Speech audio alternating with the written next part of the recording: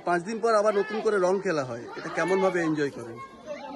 এটা তো ভাষায় প্রকাশ করা যাবে না। এটা আমরা সারা বছর অপেক্ষা করে থাকি এই দিনটার জন্য।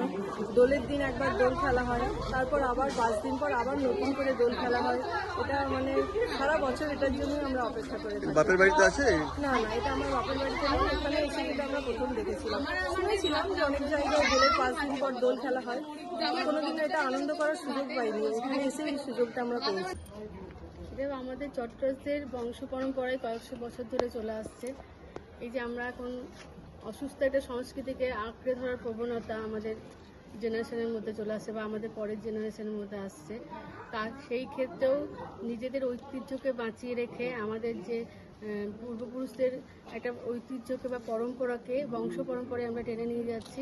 এই জন্য আমরা নিজেরাই নিজেদেরকে ধন্যবাদ জানাচ্ছি যে এখনও আমরা স্রোতে ভেসে যাইনি, এখনও আমরা ঐতিহ্যকে ভুলিনি।